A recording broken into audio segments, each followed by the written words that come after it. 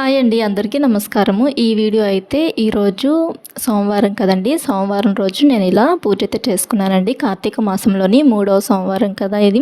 ఇలా ఇంట్లోనే నేతి దీపాలు అయితే వెలిగించుకొని ఇలా పూజ అయితే చేసుకున్నానండి. ప్రసాదం అయితే మటుకి చక్కెర పొంగల్ అయితే చేశాను.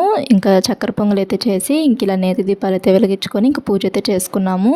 మార్నింగ్ 4కే లేచామండి. 4కి లేచి ఇంకా ఇల్లు మొత్తం క్లీన్ చేసేసుకొని ఇలా దేవుడి దగ్గర ఈ ప్రమిదలు పెట్టుకున్నాను కదా, ఈ ప్రమిదలు కూడాను కడిగేసేసుకొని మళ్ళీ గంధము కుంకుమ బొట్లు అయితే పెట్టేసేసుకొని తర్వాత ఇలా దీపారాధన అయితే చేశానండి. ఈ ప్రమిదలకి నేను గంధము అండ్ పసుపు కలిపేసేసుకొని కొంచెం వాటర్తో కలుపుకొని ఆ బొట్లను కుంకుమ బొట్లు అయితే పెట్టుకుంటాను. ఇంకా తర్వాత బయట కూడాను ఇంట్లో దీపారాధన చేసేసిన తర్వాత ఇంకా బయట కూడాను అలా దీపాలు అయితే వెలిగించుకుంటామండి. ఈ కార్తీక మాసం నెల మొత్తం కూడాను ఉదయం సాయంత్రం 2 పూట్ల అలా దీపాలు అయితే బయట కూడాను వెలిగించుకుంటాము. గుమ్మం దగ్గర అయితే పెట్టేసేసుకొని ఇంకా ఇంట్లోకి వచ్చిన తర్వాత గౌరీదేవికి అయితే పూజ అయితే చేసుకున్నానంటే గౌరీదేవిని ముందుగానే చేసుకున్నాను కదా, పసుపు కుంకుమ అలా చల్లుకుంటూ పూజ అయితే చేసుకున్నాను. పూజ అయిపోయిన తర్వాత ధూపం అయితే వేసుకొని తర్వాత హారతి కూడా ఇచ్చానండి.